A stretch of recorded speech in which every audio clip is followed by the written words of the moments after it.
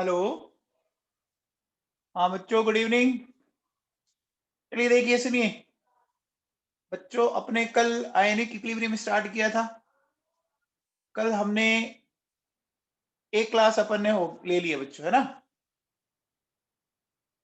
आज अपन आगे चलते हैं बच्चों।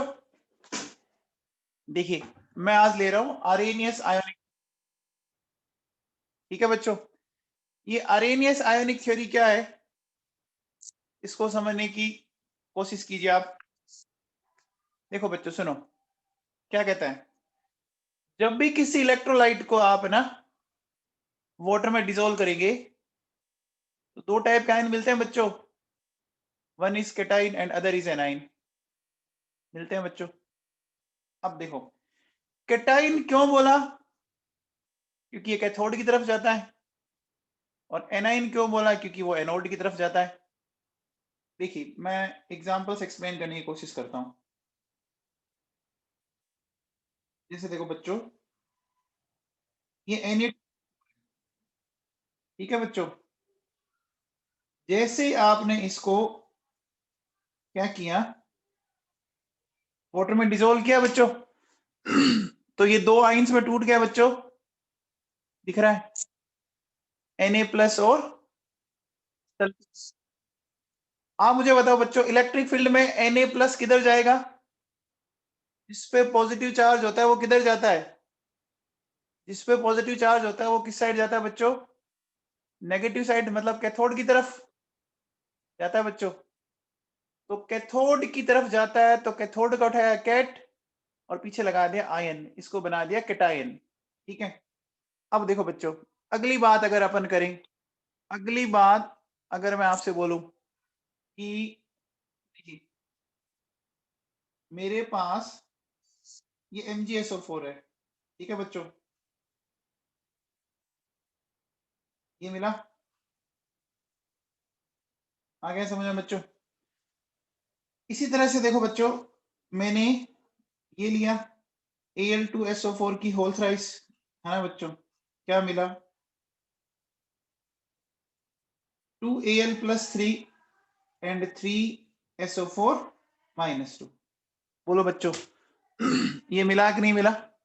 ये आंसर मिले इसमें, बोलो। अब आप देखो बच्चों, इन सबको अपन क्या बोलते हैं।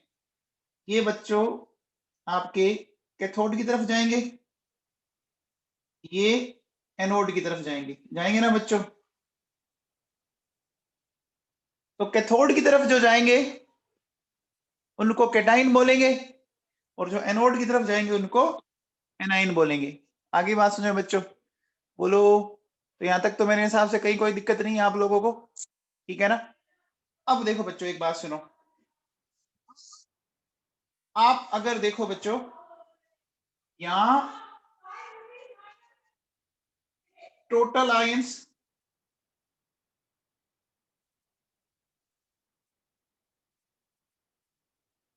कितने मिले, बोलो बच्चों।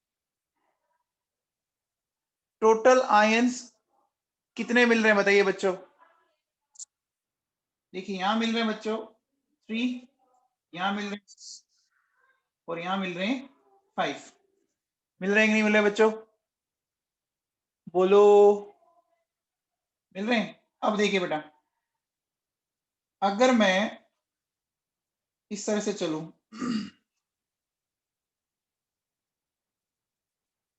तो मैं ऐसा कह सकता हूं। देखो बच्चों, कंडक्टिविटी क्या होती है, directly proportional to number of ions. बताओ बच्चों, किस सब्सटेंस की कंडक्टिविटी सबसे ज्यादा होगी, बताओ बच्चों। लास्ट वाले की होगी, होगी बच्चों। तो देखिए, मैं कह सकता हूं सी, सी के बाद बी, बी के बाद ए। बोलो बच्चों, एक minute, sorry sorry sorry sorry sorry. C के बाद आपका आएगा ए, और ए के बाद आ गया बी। समझ आ गया बच्चों, ऐसा क्यों बोला, बोलो। ये बात समझ में आ गई। तो मैंने देखो बच्चों आपको क्या बोला, कि जब भी किसी इलेक्ट्रोलाइट को आप वाटर में डिसोल्व करोगे तो तो आपको दो टाइप का आयन मिलेंगे, one is cation and other is A9. Cation किसको बोलते हैं? जो इलेक्ट्रिक फील्ड में कैथोड की तरफ जाते हो, है ना। एनाइन किसको बोलते हैं? जो एनोड की तरफ जाते हो। ठीक है ना बच्चों, ये बात समझ में आ गई? ठीक है, अब देखो बच्चों सुनो, अगर आप ध्यान दो, नेक्स्ट पॉइंट आपका ऐसा देखो बच्चों, aqueous solution of an electrolyte. ठीक है, ये हमेशा और हमेशा बच्चों क्या होता है? इलेक्ट्रिकली न्यूट्रल होता है। ठीक है बच्चों, aqueous solution of an electrolyte वो हमेशा और हमेशा बच्चों इलेक्ट्रिकली न्यूट्रल होता है ना। इलेक्ट्रिकली न्यूट्रल क्यों बोला, बता सकते हैं आप बच्चों? बोलो बच्चों। देखो अगर आप ध्यान दो ना बच्चों, टोटल पॉजिटिव और टोटल नेगेटिव इक्वल है। देखो बच्चों फर्स्ट एग्जांपल में ध्यान दीजिए, 2 सोडियम पे +2 हो गया, 1 सल्फेट पे -2 हो गया। नेक्स्ट वाले में देखो मैग्नीशियम 1 सल्फेट 1, तो +2 -2। लास्ट थर्ड में देखो 2 एल्यूमिनियम है, तो 2 एल्यूमिनियम पे हो गया +6 और 3 सल्फेट पे हो गया -6। हो गया बच्चों। तो इलेक्ट्रिकली न्यूट्रल क्यों? अपन ऐसा बोल सकते हैं बच्चों, टोटल पॉजिटिव चार्ज बराबर टोटल नेगेटिव चार्ज। क्या ये बात सही है? बोलो बच्चों। अब देखो अपन ऐसा बोलेंगे कि next point, number of cations and number of anions में और मे नॉट बी इक्वल, है ना बच्चों।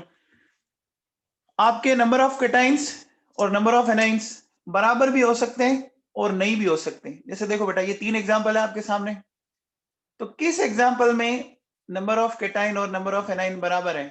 बताओ बच्चों। सेकंड एग्जांपल में ना, सिर्फ फर्स्ट और थर्ड में नहीं है। लेकिन क्या चीज हमेशा इक्वल होगी? क्या चीज हमेशा इक्वल होगी? बोलो बच्चों। चार्ज हमेशा इक्वल होगा, टोटल पॉजिटिव टोटल नेगेटिव। ये बात समझ में आ गई बच्चों? ठीक है, अब देखिए बच्चों, अब अगर मैं आपसे बात करूं, देखिए properties of aqueous solution depends upon free ions। ठीक है बच्चों, किसी भी इलेक्ट्रोलाइट के एक्वस सॉल्यूशन की जो प्रॉपर्टीज होती है ना, वो डिपेंड करती है फ्री आयंस में। जैसे देखो बच्चों सुनो, अगर मैं आपसे बात करूं, ठीक है, क्या aqueous solution of copper sulphate, ये ब्लू कलर का होता है बच्चों, है ना। Aqueous solution of copper sulphate blue colour है। ये किस कारण है बच्चों? ये बच्चों it is due to free copper +2 ion. किसके कारण है? फ्री कॉपर +2 आयन, है ना बच्चों। अब देखो, अगर मैं ऐसा बोलूं कि इफ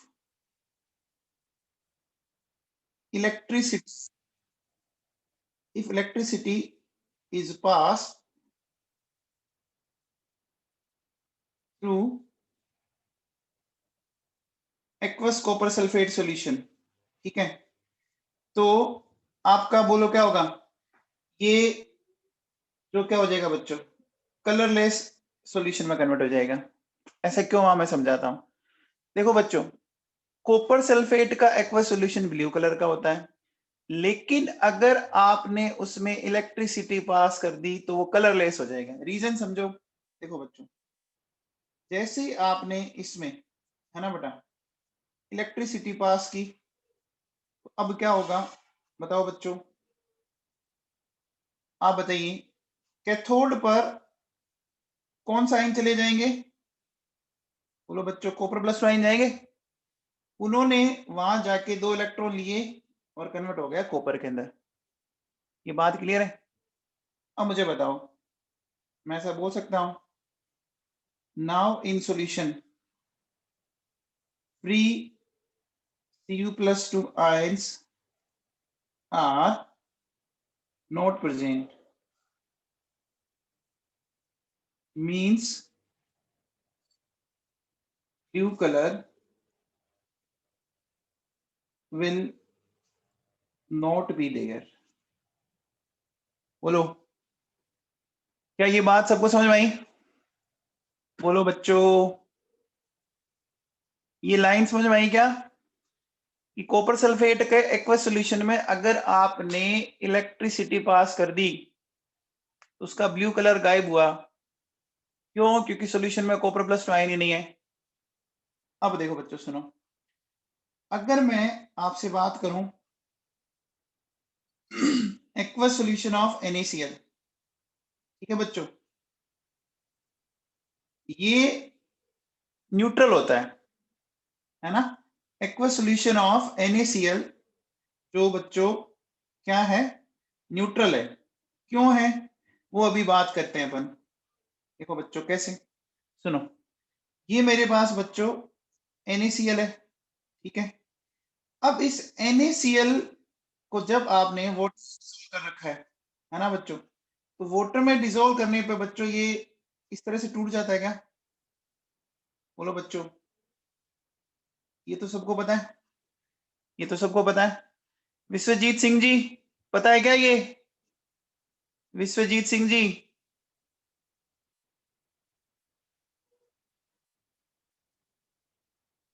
विश्वजीत, हाँ भैया। अब मुझे बताओ NaCl क्या है बच्चों? NaCl एक सॉल्ट है ना, है बच्चों। NaCl अगर एक सॉल्ट है, आपको याद है क्या, दुनिया का कोई सा भी सॉल्ट हो वो एक अच्छा इलेक्ट्रोलाइट होता है क्या? दुनिया का कोई सा भी सॉल्ट हो, चाहे काला हो, चाहे गोरा हो, चाहे इंडियन हो, चाहे पाकिस्तानी हो, है ना, कहीं का भी हो, वो 100% आयोनाइज होगा बच्चों, ठीक है। तो इस NaCl को मैं क्या बोलूंगा, ये इस तरह से आयोनाइज हो गया बच्चों। क्या वाटर को आयोनाइज करूं? बोलो बच्चों, वाटर को आयोनाइज करूं? कल हमने इसकी बेचारी की बहुत बुराई की थी, याद है क्या? हमें शर्म आने लग गई थी, याद है क्या? कल 2-3 बार आपको शर्म आई थी, याद करो बच्चों, ठीक है, वो याद है ना, ठीक है। चलिए अब देखो बच्चों, NaOH, Na plus OH minus, है ना, H प्लस Cl माइनस, है बच्चों। ये मैंने जो लिखा स्ट्रॉन्ग बेस, है ना बच्चों, याद है क्या? स्ट्रॉन्ग बेस भी स्ट्रॉन्ग इलेक्ट्रोलाइट होते हैं। जो भी स्ट्रॉन्ग इलेक्ट्रोलाइट है वो पूरी तरह से आयोनाइज, स्ट्रॉन्ग एसिड भी पूरी तरह से आयोनाइज होगा क्या बच्चों? अब मुझे बताओ, देखो Na प्लस इधर भी है, इधर भी उड़ा दो, Cl माइनस इधर भी है, उड़ा दो, उड़ा दिया बच्चों। अब देखो, जैसे ही हमने इसको लिखा, फाइनली बेटा मुझे एक्वस सॉल्यूशन में दोनों आइंस मिल गए। आप मुझे बताओ, अगर किसी सॉल्यूशन में H प्लस आयन भी है और OH माइनस आयन भी है, तो वो सॉल्यूशन कैसा होगा बच्चों? बताओ, न्यूट्रल होगा ना, न्यूट्रल होगा। तो बताओ इसकी न्यूट्रलिटी हम किस के अकॉर्डिंग एक्सप्लेन कर पा रहे हैं बच्चों? इस सॉल्यूशन की न्यूट्रलिटी हम आयंस के बेसिस पे कर पा रहे हैं ना बच्चों। हम इसकी न्यूट्रलिटी इन आयंस के बेसिस पे, समझ में आया? बोलो बच्चों, ओके। नाउ अब देखिए बच्चों, अगर मैं ऐसा बोलूं क्या कि if electricity is passed through aqueous solution of NaCl, ठीक है, तो बच्चों ये बेसिक नेचर का हो जाएगा। अब आप कहोगे ये कैसे हो गया? ये भी आपको मैं समझाता हूं बच्चों, है ना। इलेक्ट्रिसिटी हमने पास की, है ना, और पास की तो अब साहब इसकी pH ग्रेटर देन 7 आ रही है, ये बेसिक नेचर का हो गया। ये कैसे हो गया, ये चलो अपन समझते हैं बच्चों, सुनिए। देखो बच्चों, ये NaCl है, ये इलेक्ट्रिसिटी पास करने पर क्या ये ऐसे आयंस में जाएगा क्या? बोलो बच्चों, इलेक्ट्रिसिटी जब पास करते हैं तो एक इलेक्ट्रोलाइट अपने आयंस में जाता है, जाता है क्या बच्चों? बोलो। ठीक है, अब देखो बेटा, अगर मैं बात एनोड की करूं तो एनोड में बच्चों ये एनाइन जाएगा, जाएगा बच्चों।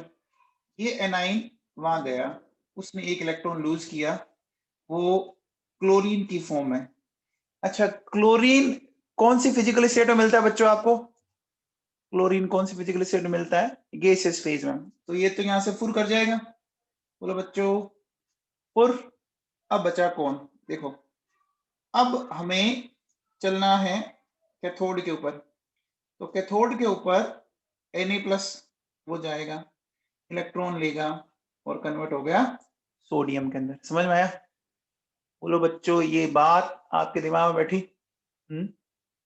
अब मुझे बताओ, ये जो सोडियम यहाँ पे बना, सोडियम कौन से ब्लॉक का एलिमेंट है बच्चों? सोडियम कौन से ब्लॉक का? एस ब्लॉक का। अच्छा, एस ब्लॉक के एलिमेंट आपके बहुत ज्यादा रिएक्टिव होते हैं या लीस्ट रिएक्टिव होते हैं? बताओ बच्चों, लीस्ट रिएक्टिव या मोर रिएक्टिव? लीस्ट या मोर? बहुत ज्यादा रिएक्टिव बच्चों। तो देखो क्या होगा, इस सोडियम ने हाथों हाथ वाटर से रिएक्शन की और बन गया NaOH। आप मुझे बताओ बच्चों, NaOH क्या है? NaOH क्या है बच्चों? NaOH एक बेस है ना? अरे बोलो बच्चों, NaOH एक बेस है, और अगर वो बेस है तो पीएच क्या आएगी? पीएच क्या आएगी? बोलो, >7 आएगी ना? तो नेचर बेसिक हुआ कि नहीं हुआ? नेचर बेसिक हुआ या नहीं हुआ? हुआ ना? क्लियर है बच्चों? ठीक है बच्चों, तो समझ में आया बच्चों कि एक्वस सॉल्यूशन का सारा गेम डिपेंड करता है फ्री आयंस के ऊपर। हमने ये लाइन लिखी थी देखो ऊपर कि, देखो, हाँ, प्रॉपर्टीज ऑफ एक्वस सॉल्यूशन। देखो सेकंड लाइन लिखो, इस पेज की second line, properties of aqueous solution depends upon free ions. ये बात मेरे हिसाब से इतने एग्जांपल्स में आपके दिमाग में कहीं ना कहीं पेनिट्रेट की होगी। बोलो बच्चों। चलो बात को आगे बढ़ाते हैं। ये क्या कहते हैं, नेक्स्ट पॉइंट देखिए। देखो बच्चों, सोल्ट हाइड्रोलिसिस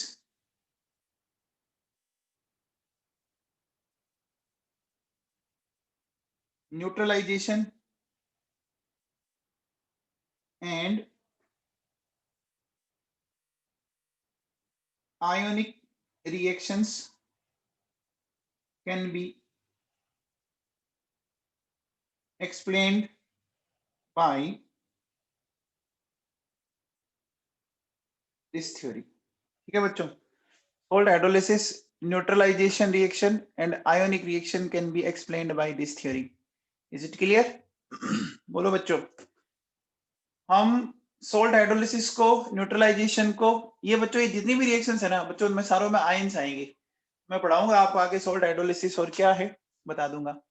आयनिक रिएक्शंस मतलब है सारी ये आयनिक एक तरह से। ठीक है बच्चों, यहाँ तक कोई डाउट?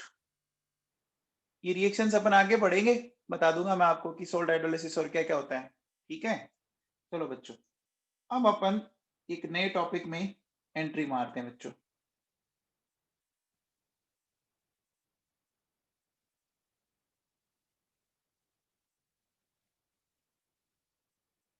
ओस्टवाल्ड्स डाइल्यूशन लो। ठीक है, ओस्टवाल्ड्स डाइल्यूशन लो, समझ आई बात? ये ओस्टवाल्ड्स डाइल्यूशन लो समझना। सुनिए, ये जो आप पढ़ रहे हो बच्चों, ये आपका बहुत ज्यादा यूज आता है, हर चैप्टर में इसका यूज आएगा ना कहीं 12th में ये काम आएगा। तो अभी से इसको है ना एकदम ढंग से दिमाग में फिट कर लेना जो मैं समझाना चाह रहा हूँ। सबसे पहले देखो बच्चों सुनो, अगर ये टर्म समझना हमें, डाइल्यूशन, ये टर्म समझना हो डाइल्यूशन। ठीक है, देखो ये डाइल्यूशन टर्म है क्या, इसको समझते एकदम ढंग से। देखो अगर मैं एकदम लेमेन की तरह समझाऊं, डाइल्यूशन का मतलब होता है किसी भी चीज को, किसी भी सॉल्यूशन को पतला कर लो। ठीक है ना, पतला करना समझोगे उसको, कॉन्सेंट्रेट से डाइल्यूट कर दो, ठीक है। जैसे कई बार बच्चों क्या होता है कि जैसे हमने ये बोला कि दूध को पतला करना है, क्या करते हैं बच्चों बताओ? दूध में दूध मिलाते हैं या दूध में नहीं? बोलो बच्चों, पानी मिलाते हैं, ठीक है। अच्छा, घर पर कभी बनाई और दाल अगर आपकी बहुत ज्यादा थिक हो गई तो क्या करती है मम्मी? उसमें देखा होगा आपने, पानी गर्म किया और उसमें डाल देती है। तो जनरली बच्चों आपने ये चीज फोकस की होगी, देखा होगा कि जब भी हमें किसी चीज को डाइल्यूट करना हो, पतला करना हो, हम उसमें वाटर ऐड करते हैं। अच्छा बताओ, जब आप उसमें वाटर ऐड करोगे तो ओवरऑल वॉल्यूम क्या होगा बच्चों? बताओ, ओवरऑल वॉल्यूम बढ़ेगा। अच्छा, जब ओवरऑल वॉल्यूम बढ़ेगा तो कॉन्सेंट्रेशन क्या हो जाएगी? बोलो बच्चों, ओवरऑल वॉल्यूम बढ़ा तो कॉन्सेंट्रेशन क्या हो जाएगी? कम हो जाएगी ना? क्या ये मेरी बातें आपके दिमाग में बैठ गई? क्या मेरी बात दिमाग में बैठ गई है ना? तो देखो बच्चों, डाइल्यूशन का मतलब क्या है? वॉल्यूम डायरेक्टली प्रोपोर्शनल, वॉल्यूम की डायरेक्टली प्रोपोर्शनल, तो मैं ऐसा कह सकता हूं बच्चों,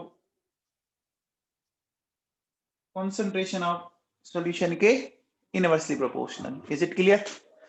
ये पॉइंट आपके समझ में आ गया? बोलो बच्चों।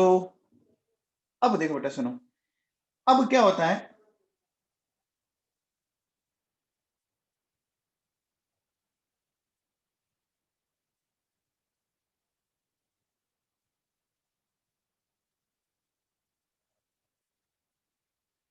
अब देखो बच्चों सुनो, ये सिर्फ और सिर्फ वीक इलेक्ट्रोलाइट पे एप्लीकेबल है ना? It is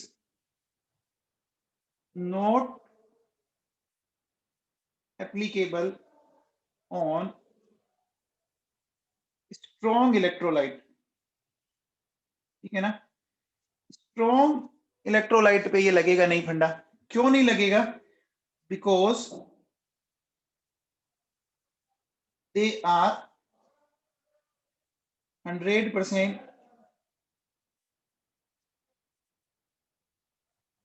because they are 100% ionised, ठीक है। वो 100% आयोनाइज होंगे, तो मुझे बता दो बच्चों, जो 100% आयोनाइज हो गया, ऐसा समझो, देखो अगर ये ए बी एक स्ट्रॉन्ग इलेक्ट्रोलाइट है, वो 100% आयोनाइज हो गया बच्चों। 100% का मतलब वापस रिवर्सिबल रिएक्शन तो हो ही नहीं रही ना? अरे रिवर्सिबल रिएक्शन तो हो ही नहीं रही ना? बोलो बच्चों, सारा का सारा टूट गया ये तो।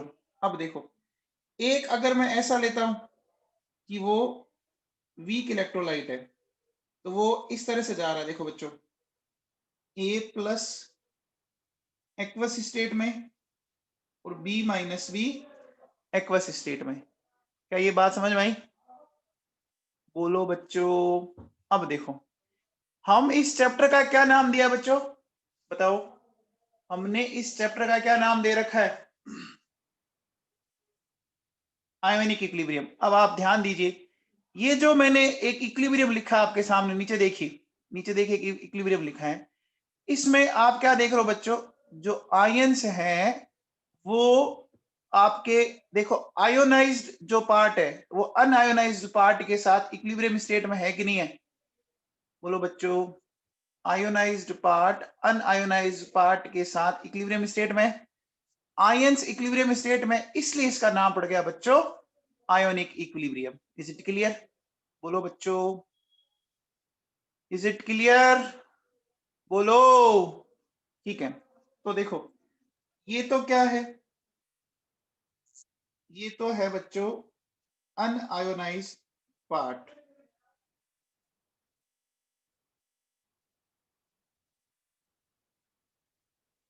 ये है आयोनाइज्ड पार्ट, है ना?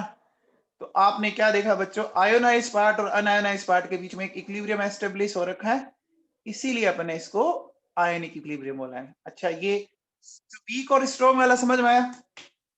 वीक और स्ट्रॉन्ग वाला समझ में आया क्या? अरे बच्चों वीक तो पूरी तरह से आयोनाइज हो जाएगा, है ना, ठीक है। वीक तो सॉरी स्ट्रॉन्ग तो पूरी तरह से आयोनाइज होता है। कल हमने ये सीखा था ना कि जो स्ट्रॉन्ग इलेक्ट्रोलाइट होता है वो पूरी तरह से आयोनाइज होता है 100%। देखो कल हमने क्या सीखा था, याद कीजिए बच्चों, है ना, ये आपके वीक इलेक्ट्रोलाइट है और स्ट्रॉन्ग इलेक्ट्रोलाइट है। स्ट्रॉन्ग इलेक्ट्रोलाइट पूरी तरह से आयोनाइज, और जो वीक इलेक्ट्रोलाइट है वो पूरी तरह से टूटते नहीं है ना। अरे वीक इलेक्ट्रोलाइट से आपके डिसोसिएट नहीं होंगे, तो कुछ पार्ट आयनिक फॉर्म में होगा और कुछ आपका नॉन आयनिक फॉर्म में होगा। दोनों फॉर्म होगी बच्चों, बोलो, दोनों फॉर्म होगी। तो दोनों के बीच में थोड़ी देर बाद क्या एस्टेब्लिश हो जाता है, याद है क्या, आपने पढ़ा था बच्चों, rate of forward and rate of backward reaction एक टाइम के बाद बराबर हो जाएगी बच्चों। Rate of forward reaction and rate of backward reaction एक टाइम के बाद बच्चों बराबर हो जाती है। ये बात समझ में आ गई बच्चों, बोलो, ठीक है। अब देखो बच्चों सुनो, अगर मैं ऐसा बोलूं कि मैंने इनिशियली कॉन्सेंट्रेशन सी ली इसकी, ठीक है। अब देखो बच्चों सुनो, एट इक्विलिब्रियम, अब मेरी बात को ध्यान से सुनना, ठीक है। मुझे बता दो बच्चों, अगर मैं ऐसा बोलूं, आपको याद है क्या, आपने डिग्री डिसोसिएटेड मोल्स पढ़े थे बच्चों, याद है क्या, डिग्री ऑफ डिसोसिएशन ये ऐसा पढ़ा था बच्चों, alpha dissociated moles divided by concentration या इनिशियल मोल, ऐसा पढ़ा था क्या। जैसे मैंने आयनिक में इसको ए से इंडिकेट किया था, अब मैं यहाँ सी ले रहा हूं। बोलो बच्चों डिग्री ऑफ डिसोसिएशन क्या है, dissociated moles divided by initial moles या इनिशियल कॉन्सेंट्रेशन। तो बच्चों बताओ x बराबर क्या हो गया, सी अल्फा हो गया क्या, हो गया बच्चों। जैसे मैं कहता हूं कि सी में से गया x, तो ये x और x बना क्या, बोलो बच्चों, सी में से अगर x गया तो ये x और x बना।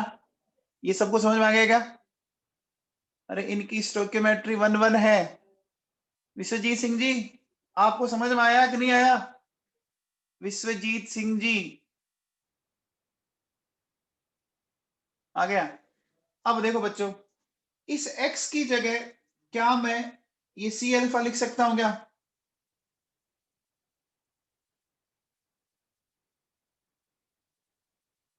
बोलो बच्चों, इस x की जगह मैं सी अल्फा लिख सकता हूं, ठीक है। चलिए अब बच्चों, अगर मैं इसका इक्विलिब्रियम कांस्टेंट लिखता हूं a प्लस बी माइनस, ठीक है बच्चों, और लिखा ए बी, लिखा a प्लस को बोलेंगे सी अल्फा और सी 1 माइनस अल्फा, ऐसा बोल सकते हैं बच्चों। यहां तक मेरे हिसाब से कहीं कोई प्रॉब्लम नहीं होनी चाहिए आप लोगों को, बोलो बच्चों। ये मैंने वैल्यूज रख दी, ये कैंसिल हो गया, देखो बच्चों, कैंसिल होने के बाद क्या ये बचा मेरे पास, ये बच गया बच्चों। अब देखो, अगर मैं ऐसा बोलूं कि if alpha is very very less than 1, है ना, वैसे देखो इस कंडीशन को कब अप्लाई करोगे, when alpha is less than और इक्वल टू 5%। आपकी अल्फा क्या होनी चाहिए, 5% या उससे कम होना चाहिए, तब तो आप इसको इस तरह से कर सकते हो। तो मुझे बताओ बच्चों, 1 माइनस अल्फा को मैं 1 लिख सकता हूं क्या, 1 माइनस अल्फा को मैं 1 लिख सकता हूं, बोलो। अब बताओ बच्चों, यहां से के क्या हो गया, के हो गया बच्चों सी अल्फा स्क्वायर। यहां से बताओ बच्चों, क्या मैं ऐसा बोल सकता हूं, आपका जो अल्फा स्क्वायर है वो क्या आ गया बच्चों, बताओ, आ गया। अच्छा, क्या मैं ऐसा कह सकता हूं कि अल्फा जो है वो इस तरह से आ गया बच्चों, बोलो। अब मुझे बताओ, अल्फा अभी कॉन्सेंट्रेशन के क्या आ रहा है बच्चों, कॉन्सेंट्रेशन के स्क्वायर रूट के इनवर्सली प्रोपोर्शनल आ रहा है क्या, अल्फा अभी कॉन्सेंट्रेशन के स्क्वायर रूट के इनवर्सली प्रोपोर्शनल आ रहा है। आप बताओ बच्चों, जो चीज कॉन्सेंट्रेशन के स्क्वायर रूट के इनवर्सली प्रोपोर्शनल आएगा वो वॉल्यूम के क्या आएगा बच्चों, वो वॉल्यूम के क्या आएगा, डायरेक्टली प्रोपोर्शनल। आएगा क्या, और जो वॉल्यूम के डायरेक्टली प्रोपोर्शनल आएगा वो डाइल्यूशन की भी डायरेक्टली प्रोपोर्शनल आएगा क्या, बोलो। अरे बच्चों आएगा क्या। तो देखो बच्चों, क्या मैं ऐसा कह सकता हूं कि देखो डिग्री ऑफ आयोनाइजेशन है ना, अल्फा, ये आया मेरे पास इस तरह से, है ना, ऐसा है बच्चों। मैं इसको ऐसा लिख सकता हूं, लिख सकता हूं बच्चों, बोलो। और मैं चाहूं तो इस वॉल्यूम की जगह ऐसा लिख सकता हूं। क्या ये बात आपके दिमाग में उतरी, बोलो बच्चों, ये बात आपके दिमाग में बैठी कि नहीं बैठी, किसके नहीं बैठी भैया बताओ, क्योंकि ये बहुत इंपॉर्टेंट है, एग्जाम में क्वेश्चन आता है बच्चों, एग्जाम में क्वेश्चन आता है इसका।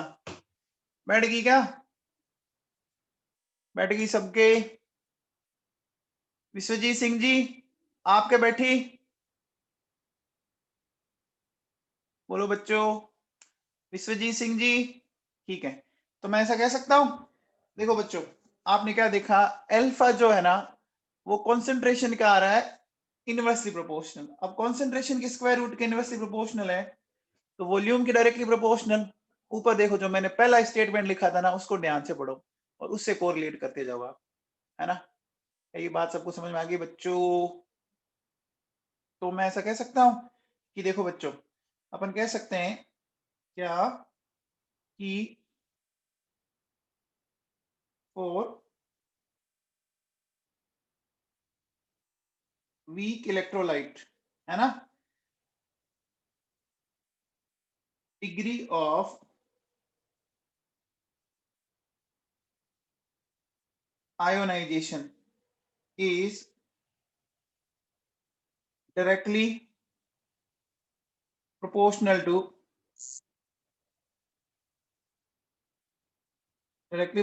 to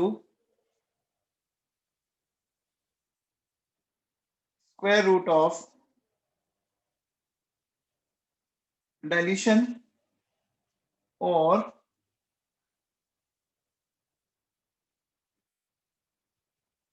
inversely proportional to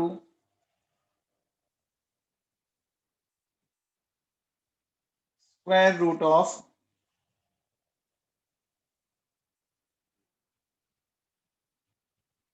concentration। बोलो, ओस्टवाल्ड का रूल समझ में आ गया बच्चों, है ना, बोलो बच्चों, ओस्टवाल्ड का। अब मुझे बताओ, अगर आप वॉल्यूम बढ़ाते बढ़ाते, है ना, वॉल्यूम बढ़ाते बढ़ाते मान लीजिए आपने उसको इनफाइनाइट कर दिया बच्चों, तो अल्फा मैक्सिमम आ जाएगा, बोलो बच्चों, अल्फा मैक्सिमम आ जाएगा क्या, वॉल्यूम बढ़ाते गए इनफाइनाइट कर दिया तो अल्फा मैक्सिमम आ जाएगा। अल्फा मैक्सिमम कितना होता है बच्चों, अल्फा मैक्सिमम कितना होता है, 100%, 100% होता है। 100% का मतलब कितना हो गया, 100% का मतलब कितना हो गया, 1 हो गया, 1 हो गया ना बच्चों, 1 हो गया, बोलो 100% मतलब 100/100, ठीक है बच्चों। तो देखो मैं ऐसा कह सकता हूं कि एट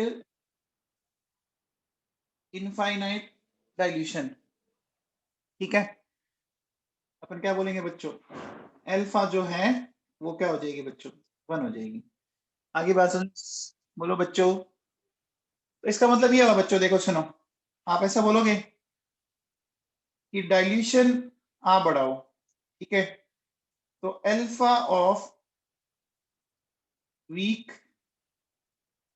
इलेक्ट्रोलाइट बढ़ेगा, अल्फा बढ़ेगा तो अपन कह सकते हैं कि उसकी जो कंडक्टिविटी है वो भी बढ़ेगी कि नहीं बढ़ेगी, बोलो बच्चों, उसकी कंडक्टिविटी बढ़ेगी क्या,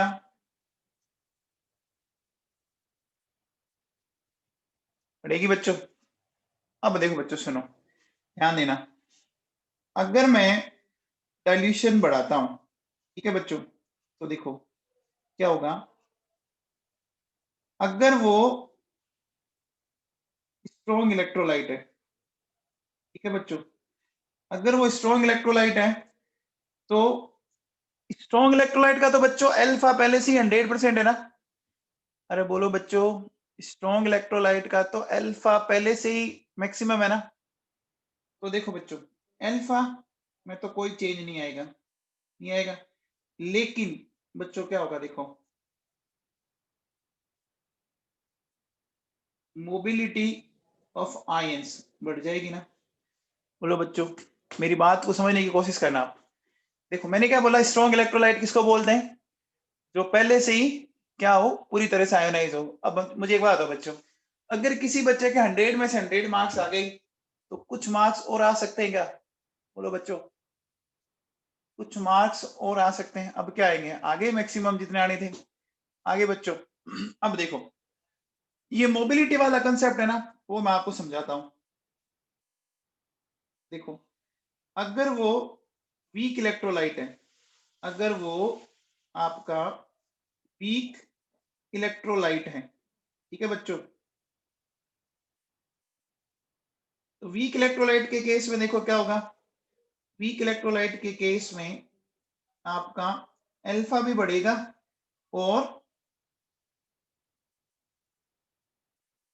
मोबिलिटी ऑफ आयंस ये भी बढ़ेगी, दोनों चीजें बढ़ेगी। ये बच्चों ये किसी जमाने में नीट में आया हुआ क्वेश्चन है। अब देखो बच्चों, ये मोबिलिटी वाला कॉन्सेप्ट समझाता हूं, है ना, मोबिलिटी वाला कॉन्सेप्ट आपको समझाते हैं बच्चों,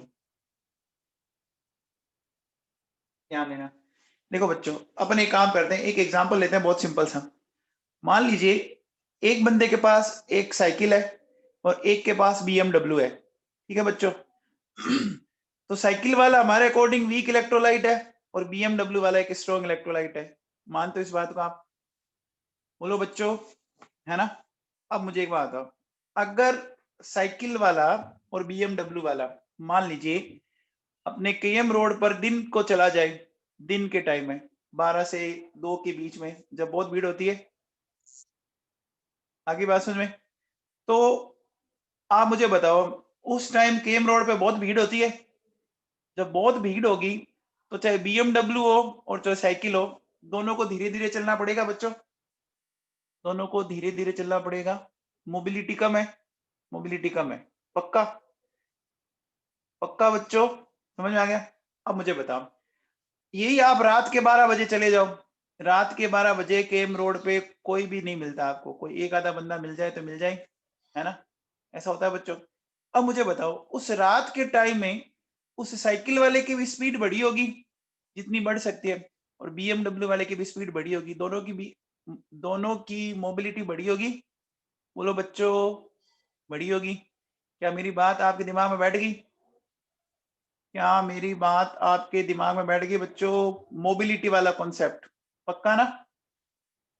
भाई भीड़ जितनी कम होगी, डाइल्यूट का मतलब क्या होता है, भीड़ कम। अभी कोरोना में क्या, कोरोना में क्या बोला जा रहा है कि आप कॉन्सेंट्रेट करो या डाइल्यूट करो। बोलो बच्चों, कॉन्सेंट्रेट करो या डाइल्यूट करो, डाइल्यूट करो, ये तो कहना ना साहब। मेरिज हो रही है, 50 से ज्यादा आदमी इकट्ठे नहीं होने चाहिए, और लेकिन आपको पता ही होगा इंडिया में बंदे तो उतने इकट्ठे हो रहे हैं जितने होने हैं। साहब की चार्ज ले लो 25,000 रुपए, हम तो इतने बंदे आएंगे हमारे तो, है ना, आते हैं। बोलो बच्चों, तो चलो देखते जाओ दिसंबर में कोरोना की क्या हालात होते हैं, है ना। हाँ जी भैया, चलो आगे देखो बच्चों, सुनो। तो ये अल्फा समझ में आ गया, अल्फा समझ में आया बच्चों। चलो बच्चों अब मैं आगे बताता हूँ आपको, नेक्स्ट नेक्स्ट लेते हैं बच्चों। देखिए फैक्टर्स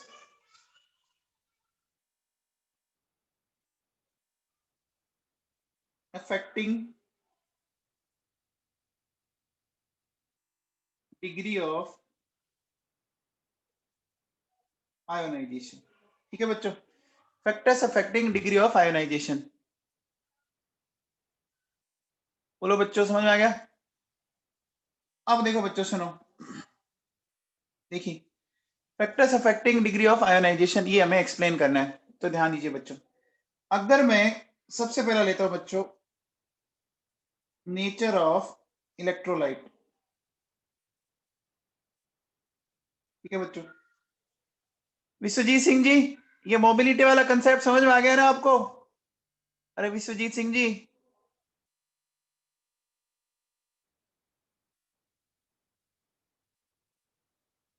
कई बच्चों को मुझे लगता है अभी भी नहीं आया समझ में, है ना?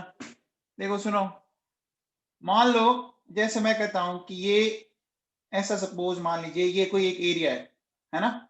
ये 1 स्क्वायर किलोमीटर एरिया है। अच्छा एक बार बताओ बच्चों, आप कभी कभी कभी किसी मैरिज में गए होंगे, अभी कोरोना में तो मत जाना, तो एक बार बताओ बच्चों, किसी भी मैरिज पार्टी में सबसे ज्यादा भीड़ किस टाइम पर होती है? मैरिज पार्टी में जब आपको नाइट में जाते हो तो 8 से 10 बजे के बीच में सबसे ज्यादा भीड़ होती है बच्चों, 8 से 10 के बीच में, ये आपने देखा होगा। तो उस टाइम आपकी मोबिलिटी वहां पे सबसे कम होती है ना, मूव करना बहुत ही मुश्किल है ना? पक्का ना? और गोलगप्पे की तो स्टॉल पे आप चले जाओ, गोलगप्पा अगर आप जेंट्स हो तो मिलेगा भी नहीं, ये कंफर्म है। गोलगप्पे तो जेंट्स को तो मिलते ही नहीं है इस टाइम में, तो नहीं मिलते ना, सही बात है। अब देखो बेटा, अब उस टाइम में आपको आपको याद होगा, आपको बहुत मुश्किल से इधर उधर जगह मिल पाती है खड़े रहने के लिए, है ना? और कोई बंदा जो रात को 11 बजे गया, है ना, तो उसको जगह ही जगह मिलती है, पूरी आराम से मिलती है ना बच्चों जगह? बोलो। हाँ, ये जरूर है कि वहां पे कुछ आइटम्स हो सकते हैं खत्म भी हो जाए, है ना? जो जिसने ऑर्गेनाइजर ने बनाए, हो सकता है कि वो कुछ खत्म भी हो गए होंगे। आगे बात समझ में? बोलो। तो आप मुझे बताओ कि जितने ज्यादा भीड़ होगी, भीड़ का मतलब कंसंट्रेशन है, और भीड़ कम होने का मतलब क्या है? डाइल्यूशन है। अब तो आ गया होगा समझ में, ठीक है ना? अब देखो बच्चों सुनो, मैं लेता हूं बच्चों नेचर ऑफ इलेक्ट्रोलाइट। देखिए बच्चों, अगर मान लीजिए वो एक स्ट्रॉन्ग इलेक्ट्रोलाइट है ना बच्चों? तो बताओ बच्चों उसका अल्फा हाई होगा। बोलो बच्चों। अगर वो ही एक वीक इलेक्ट्रोलाइट है तो अल्फा क्या होगा बच्चों? इसका लो होगा। बोलो बच्चों। स्ट्रॉन्ग है तो अल्फा हाई, वीक है तो लो। अब देखो बच्चों सुनो, नेक्स्ट बात करते हैं अपन। नेक्स्ट मैं लेता हूं नेचर ऑफ सॉल्वेंट। ठीक है बच्चों, तो सॉल्वेंट का नेचर अपन एक्सप्लेन करते हैं। देखिए, सबसे पहले अगर मैं लेता हूं बच्चों पोलर सॉल्वेंट, ठीक है, और एक लेते हैं बच्चों नॉन पोलर सॉल्वेंट, है ना बच्चों? एक बात बताओ बच्चों, NaCl को आपको आयोनाइज करना है, तो NaCl के लिए परफेक्ट क्या है? पोलर सॉल्वेंट परफेक्ट है या नॉन पोलर? अभी आयनिक बॉन्ड में आपको पढ़ाया था मैंने, आपको याद है? Similar dissolve to similar, similar dissolve to similar पढ़ाया था बच्चों। तो आपने कभी देखा होगा, जैसे घर पे आपने कभी गर्मियों के टाइम में सिकंजी बनाई होगी, बनाते हैं बच्चों सिकंजी घर पे, तो सिकंजी बनाते हैं तो अपन उसमें थोड़ा बहुत सॉल्ट डालते हैं बच्चों। तो मीडियम हमारा वाटर होता है बच्चों, मीडियम हमारा वाटर होता है, मीडियम वाटर होता है बच्चों, है ना? तो हम क्या बोलेंगे, देखो पोलर सॉल्वेंट है, तो पोलर सॉल्वेंट में अल्फा क्या आएगा बच्चों? हाई आएगा। आएगा क्या? पोलर सॉल्वेंट में अल्फा हाई आता है बच्चों, ठीक है। और इसमें अल्फा क्या आएगा बच्चों? लो आएगा। अगर NaCl को मैं बेंजीन में डाल दूं तो उसका अल्फा क्या आएगा? NaCl को अगर मैं बेंजीन में डाल दूं तो बोलो बच्चों, लो आएगा ना?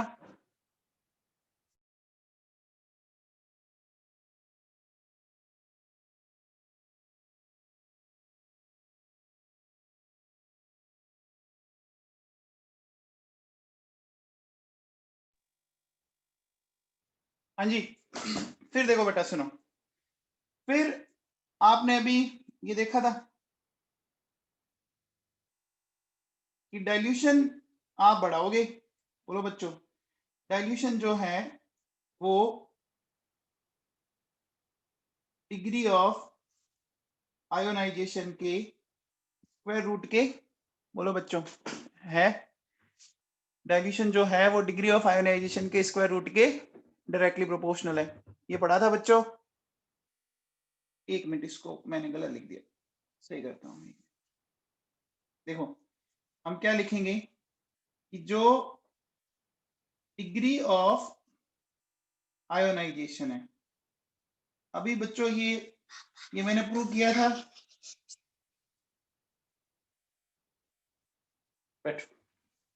हाँ जी, अब बताओ बच्चों, डाइल्यूशन हमने अब कर लिया डिस्कस। डाइल्यूशन के बाद नेक्स्ट मैं बात करता हूं टेम्परेचर की। ठीक है बच्चों, तो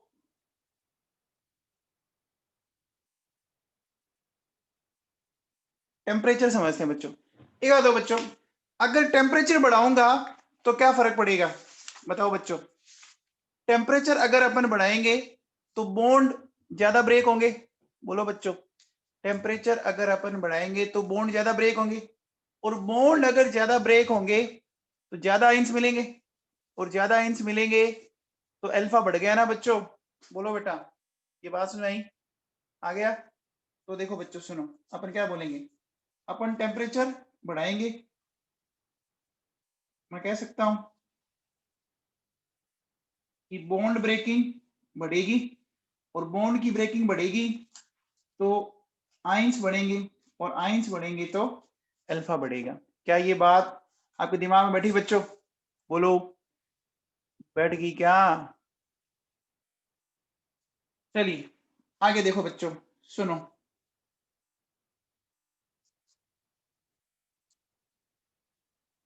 ये है बच्चों, नेक्स्ट है अपोजिट आयन इफेक्ट। है बच्चों, अपोजिट आयन इफेक्ट से बच्चों मुझे बताओ क्या होता है? अपोजिट आयन इफेक्ट से डिग्री ऑफ आयोनाइजेशन कम होती है या बढ़ती है? बताओ बच्चों। इंक्रीज होती है। अभी थोड़े दिन पहले एक चैप्टर पढ़ाया था मैंने आप लोगों को, केमिकल इक्विलिब्रियम। देखो बच्चों कैसे, सुनो, अगर मैं इस तरह से लेता हूं बच्चों, देखो CH3COH, ठीक है, और मैंने ये लिया, ठीक है बच्चों। अब जैसे ही मैंने इसके अंदर क्या कर रखा है बच्चों, ये इनिशियली आपके पास ये था, ठीक है बच्चों, इनिशियली क्या था? एसिटिक एसिड था। अब देखो बच्चों, अगर मैं ऑन मिक्सिंग NaOH, ठीक है, तो जैसे ही मैंने NaOH को मिक्सअप किया, तो एक बात बताओ बच्चों, NaOH मिक्सअप किया, मिक्सअप करते बच्चों आपको दिख रहा है कुछ? क्या दिख रहा है बताओ बच्चों? अरे एसिटिक एसिड ने दिए थे H+ आयन, और NaOH ने दिए थे OH आयन, ये दोनों आपस में रिएक्ट कर जाएंगे क्या? बोलो बच्चों। तो देखो वो क्या आ रहा है कि एसिटिक एसिड का H+ NaOH के OH से रिएक्ट करके वाटर बना रहा है। अब थोड़ा सा याद करो ली चटलेर प्रिंसिपल को। ली चटलेर प्रिंसिपल के अकॉर्डिंग हम क्या बोलेंगे? बोलो बच्चों।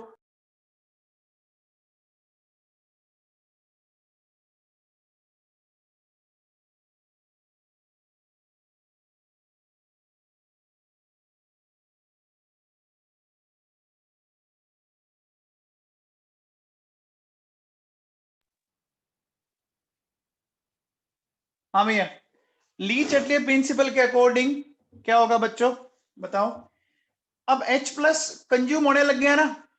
बोलो बच्चों, H+ जब कंज्यूम होने लग गया है ना, तो एक बात बताइए बच्चों, अगर ये कंज्यूम होने लग गया तो इसको हमें वापस मेंटेन करना है, और मेंटेन करना है तो हम ये कह सकते हैं, क्या हम क्या कह सकते हैं कि हमें रिएक्शन को फॉरवर्ड शिफ्ट करनी पड़ेगी बच्चों। ये बात सबको समझ में आ गई? बोलो भव्या, NaOH में इक्विलिब्रियम अगर आप दिखा रहे हो तो उसमें कोई बड़ा इश्यू नहीं है, हो सकता है इसका इक्विलिब्रियम कांस्टेंट बहुत हाई आ रहा होगा। आपको याद है पी ब्लॉक में H2SO4 का आयोनाइजेशन कांस्टेंट दिया रहता है, पढ़ा आपने भव्या जाखड़ा? तो अब हो सकता है कि उसमें फॉरवर्ड रिएक्शन बहुत ज्यादा हो रही हो और बैकवर्ड रिएक्शन ना के बराबर हो रही हो, है ना? या बहुत ही कम हो रही हो, जैसे मान लो फॉरवर्ड रिएक्शन हो रही हो 80% और बैकवर्ड रिएक्शन सिर्फ 20% ही हो रही हो, कह सकते हैं अपन 90% 10% 95% 5%। तो लगाओ, तो कोई ऐसा कोई इश्यू वाली बात नहीं है, लगा सकते हो आप। और आपको अगर दिक्कत है तो आप भले सीधा ये लगा दो। तो देखो मैं इसको ऐसे कर दूं, ठीक है। तो अब मुझे बताओ, देखो मैं बोल सकता हूं due to consumption of H plus ions, equilibrium first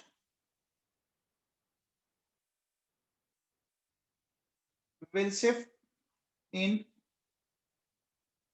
forward direction, है ना, resulting in the increase in degree of ionization। क्या ये बात सुनाई बच्चों? बोलो। तो अपोजिट आयन इफेक्ट हमेशा और हमेशा क्या होता है, डिग्री ऑफ आयनाइजेशन बढ़ाता है कि नहीं बढ़ाता? अरे बोलो बच्चों, अपोजिट आयन इफेक्ट के मामले में डिग्री ऑफ आयनाइजेशन बढ़ती है बच्चों।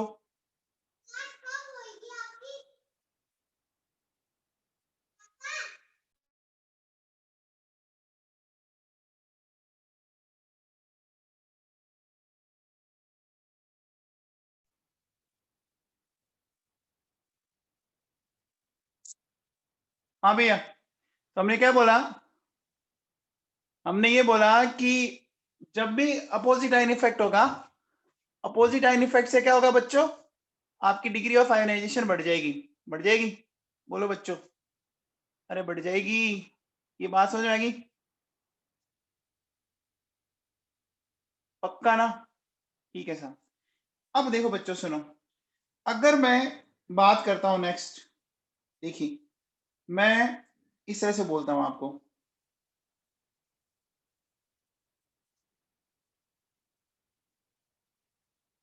Common ion effect. Common ion effect समझते हैं बच्चों, है ना, ये भी मैं एक्सप्लेन कर चुका हूं। देखो बेटा सुनो, CH3COOH ये इस तरह से जा रहा है बच्चों, ऐसे जा रहा है। अब देखो बेटा सुनो, ये जो है वो मान लीजिए मैंने यहाँ, ठीक है बच्चों। अब देखिए ध्यान दीजिए, ये लिया मैंने। तो मुझे एक चीज बताओ बच्चों, यहां पर एक बात बताना कि पहला वाला जो है वो वीक इलेक्ट्रोलाइट है बच्चों, और दूसरा वाला क्या है, स्ट्रॉन्ग इलेक्ट्रोलाइट है बच्चों। तो वीक इलेक्ट्रोलाइट और स्ट्रॉन्ग इलेक्ट्रोलाइट, अब समझ में आया? बोलो बच्चों। पहला वाला वीक एसिड है ना, पहला वाला वीक एसिड है। वीक एसिड क्यों बोला बच्चों, बताओ? ये ऑर्गेनिक एसिड है, देखो है क्या, पहले वाला वीक एसिड क्यों है, क्योंकि वो ऑर्गेनिक एसिड है। अब मुझे बताओ, यहां पर आपको कहीं ना कहीं कोई कॉमन आयन मिल रहा है क्या? मिल रहा है बच्चों, बोलो। कॉमन आयन मिल रहा है क्या? मिल रहा है। अब मुझे बताओ, जैसे ये कॉमन आयन मिला तो आपने क्या देखा कि उस फर्स्ट वाले इक्विलिब्रियम में कॉन्सेंट्रेशन राइज कर गई। फर्स्ट वाले इक्विलिब्रियम में एसीटेट आयन की कॉन्सेंट्रेशन राइज कर गई। उस राइज कॉन्सेंट्रेशन को वापस मेंटेन करना है, तो ये इक्विलिब्रियम किधर शिफ्ट होगा, बोलो बच्चों? बैकवर्ड शिफ्ट होगा। और अगर ये बैकवर्ड शिफ्ट होगा तो बताओ एसिटिक एसिड का डिग्री ऑफ आयनाइजेशन क्या हो गया बच्चों, कम हो गया या ज्यादा हो गया? डिक्रीज हो गया बच्चों, हो गया। तो अब देखो बेटा, अब क्या होगा, अपन क्या बोलेंगे, बोलो? Equilibrium first will shift in backward direction, ठीक है बच्चों। So degree of ionization of acetic acid decreases. क्या बच्चों बात सुनाई? ये बात समझ में आई? बोलो बच्चों, ये यहां तक बात समझ में आ गई? माधुरी कोठारी, तेरे को समझ में आई ये बात? माधुरी कोठारी, अब बच्चों देखो, एक बात जो मैं आपको इसमें एक्सप्लेन कर रहा हूं ना, मेरी बात को बहुत ढंग से सुनना। अब जो मैं समझाने जा रहा हूं ना, वो बात बहुत ही ज्यादा काम की है। देखिए देखिए, आपको अगर क्या करना है बच्चों, for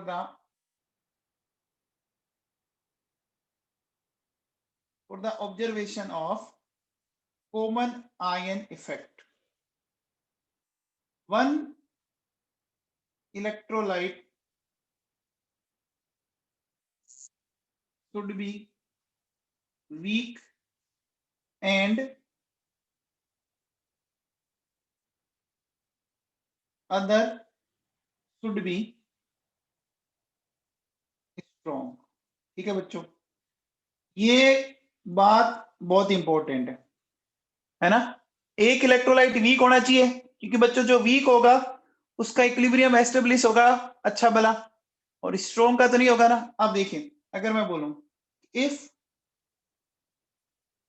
both are strong electrolyte then common ion effect will not observe। ठीक है ना? एक बात हो बच्चों, अगर दोनों ही स्ट्रॉन्ग है तो क्या ऑब्जर्व हो सकता है क्या? अगर ये दोनों स्ट्रॉन्ग हो, जैसे देखो बच्चों, मैं क्या बोलूंगा कि मेरे पास एक एग्जांपल लेता हूं बेटा, देखो NaCl प्लस HCl है ना, डज नॉट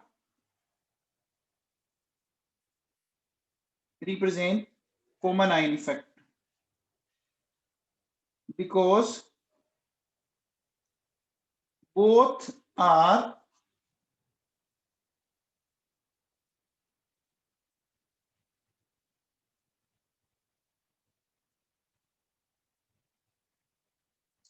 इलेक्ट्रोलाइट।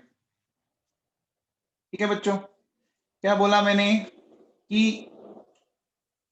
NaCl और HCl अगर आप लेते हो, है ना,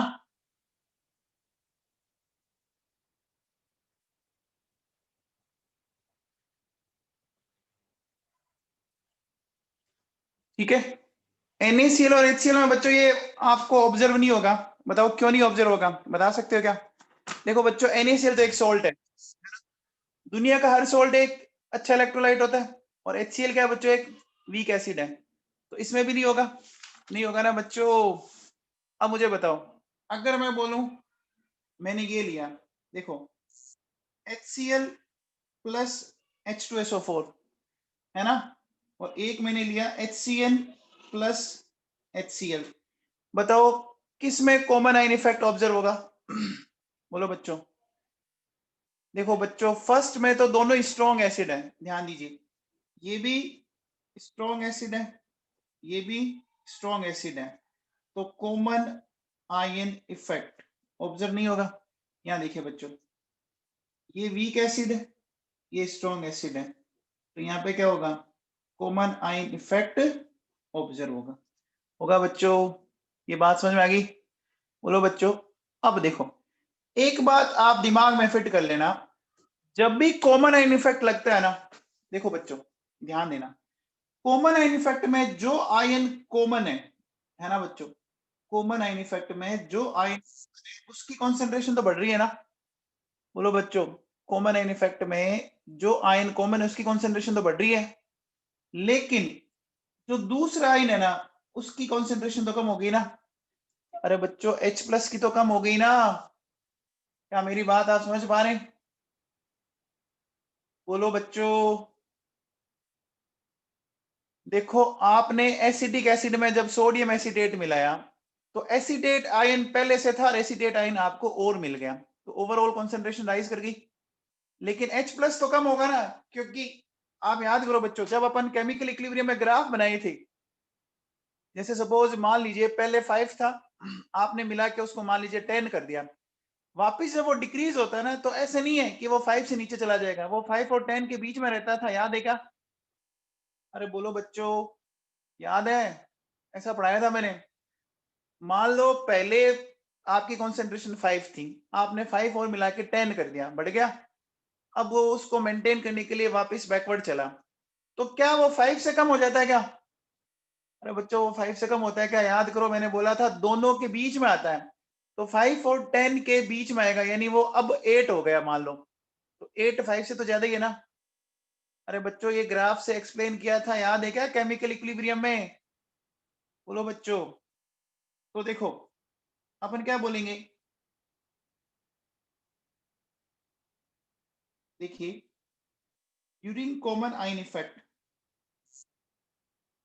concentration of common ion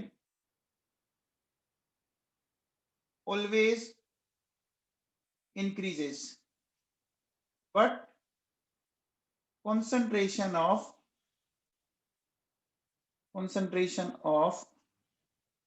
other ion of weak electrolyte decreases। क्या ये बात समझ आई बच्चों? ठीक है। अब देखो बेटा, एक मैं आपसे सिंपल से क्वेश्चन पूछता हूं। देखो बच्चों, ये NH4OH है, ठीक है बेटा। मैंने इसके अंदर ये लिया NH4+ एंड OH-। अब क्या कहता है कि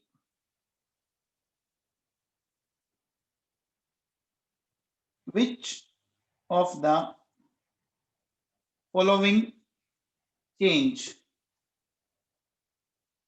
can increase the moles of NH4 ions। ठीक है, NH4 आयन के मोल बढ़ा दें। तो देखो बच्चों, क्या मैं आपको ऑप्शन देता हूं बच्चों, एडिशन ऑफ HCl, ठीक है बच्चों, फिर एडिशन ऑफ NaOH, फिर एडिशन ऑफ NH4Cl, और फिर कह रहे हैं आपको एडिशन ऑफ वाटर। बच्चों बताओ, इसको कौन एक्सप्लेन करेगा? इस क्वेश्चन को कौन एक्सप्लेन करेगा? हमें से कोई बच्चा आंसर बताएगा? हमें से कोई बच्चा इसका आंसर बताएगा?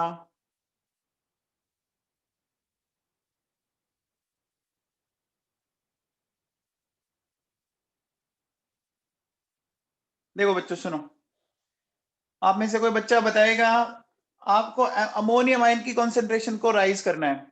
देखो बेटा, राइज करना है, ये भी सही है, ये भी सही है, और ये भी सही है ना? बी को छोड़कर बाकी सारे सही है बच्चों। अब आप कहोगे ऐसे कैसे? देखो बच्चों सुनो, HCl तो क्या करेगा? बोलो बच्चों।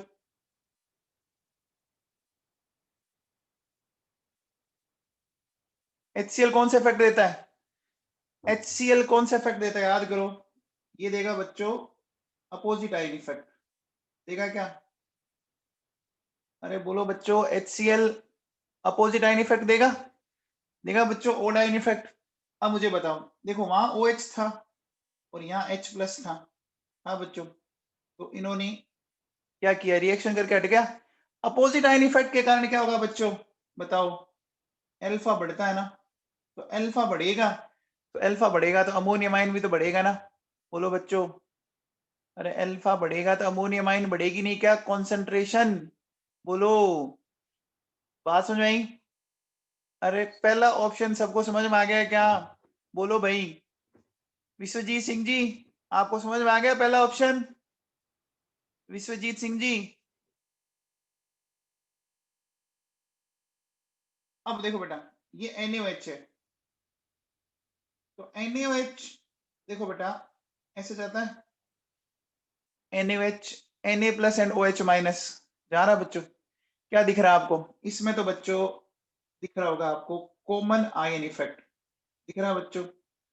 इसमें आपको दिख रहा है कॉमन आयन इफेक्ट, दिख रहा है? अब मुझे बताओ बेटा, कॉमन आयन इफेक्ट से तो अल्फा घटेगा, घटेगा, बोलो बच्चों, कॉमन आयन इफेक्ट से अल्फा घटेगा। अब एक चीज बताओ, हमें अमोनियम का पूछा इसने, है ना, अगर OH माइनस का होता तो बढ़ जाती ना, अगर OH माइनस की बात करता तो बढ़ जाती, लेकिन हमें पूछ किसकी रहा है, अमोनियम आयन की पूछ रहे हैं। अब देखो बेटा सुनो, यहाँ नेक्स्ट देखो बेटा, ये है NH4Cl, तो NH4Cl ऐसे जाएगा क्या, बोलो बच्चों, यहां भी ये कॉमन आयन है, लेकिन इस बार देखो, इस बार कॉमन आयन कौन सा है, इस बार कॉमन आयन कौन सा बच्चों, ऊपर था अमोनियम और इधर भी अमोनियम मिल रहा है क्या, मिल रहा है बच्चों, तो बोलो बेटा अल्फा तो घटा, लेकिन बोलो बच्चों इस अमोनियम आयन की कॉन्सेंट्रेशन तो बढ़ी ना, बढ़ी क्या, अरे अमोनियम आयन की कॉन्सेंट्रेशन तो राइज हुई क्या, बोलो भाई, कॉमन आयन इफेक्ट में हमेशा उस आयन की कॉन्सेंट्रेशन इंक्रीज होती है ना, जो कॉमन है।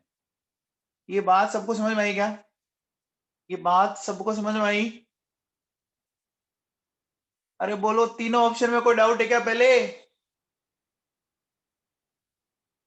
अब देखो बच्चों सुनो, आपने किया एडिशन ऑफ वाटर, तो बच्चों एडिशन ऑफ वाटर करने से आपने क्या किया बच्चों, इसका डाइल्यूशन बढ़ाया, जब आपने इसका डाइल्यूशन बढ़ाया तो बच्चों बताओ अल्फा बढ़ेगा, और अल्फा बढ़ेगा तो अमोनियम आयन की कॉन्सेंट्रेशन भी बढ़ेगी। क्या ये बात सही है क्या, बोलो बच्चों, क्या ये बात आपके दिमाग में सेट बैठी, बैठ गई क्या, सबको क्लियर है, बोलो बच्चों, पक्का कंफर्म, अरे बच्चों समझ में आ गया क्या, ठीक है, चलिए अब एक क्वेश्चन और बताओ, एक क्वेश्चन सुनिए, ये कह रहा है बच्चों, how much water must be added to 300 ml of 0.2 m acetic acid solution for the doubling of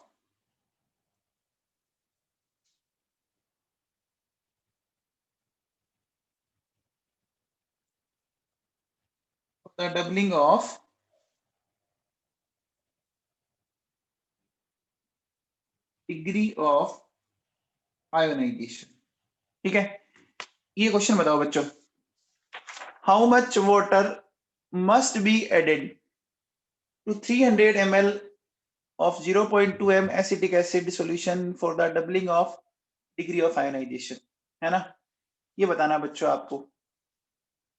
देखो बच्चों, क्या कल हमने पढ़ा था, कल हमने पढ़ा था बच्चों, अल्फा जो है वो इस तरह से होता है बच्चों, कल क्या आज ही पढ़ा, ये तो आज ही पढ़ा, पोस्ट वाल डाइल्यूशन लो। अब बच्चों मैं इसको ऐसे लिख सकता हूँ, अल्फा टू अल्फा लिख सकता हूँ बच्चों, V2 अपॉन V1, कैसा लिख सकता हूँ, बोलो बच्चों ऐसा लिख सकता हूँ क्या, अरे ये जो मैंने लिखा समझ में आया। अब देखो बेटा, मान लो ये अल्फा है तो इसको डबल करना है, तो 2 अल्फा हो गया, ठीक है बच्चों, तो अब देखो बच्चों, क्या ये V2 और ये V1, तो यहां से इसको सोल्व करोगे तो आपने क्या देखा, आपने ये देखा कि देखो V2 अपॉन V1 ये 4 आ गया, V2 हो गया 4 ऑफ V1, V2 हो गया देखो, V1 कितना था बच्चों 300 ml, यानी ये हो गया 1200 ml हो गया। अब मुझे बताओ बच्चों, ध्यान देना इस चीज को, कि V1 कितना था बच्चों, V1 था 300 ml और V2 कितना हो गया 1200 ml हो गया, तो कितना वाटर आपने ऐड किया, बोलो बच्चों, एडेड वाटर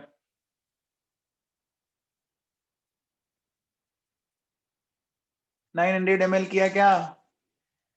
अरे बच्चों ये बात समझ में आई? 900 ml वाटर हमने इसके अंदर एडिशन कर दिया बच्चों, ठीक है ना? तो बच्चों हमारी देखो 2 क्लास में मैंने आपको अरेनियस का कॉन्सेप्ट, ओस्टवाल्ड का कॉन्सेप्ट और वाटर से रिलेटेड जो भी इंपॉर्टेंट पॉइंट्स हैं वो मैंने आपको सारे बता दिए। कल से अपन स्टार्ट करेंगे बच्चों पीएच स्केल, ठीक है ना? ठीक है बच्चों।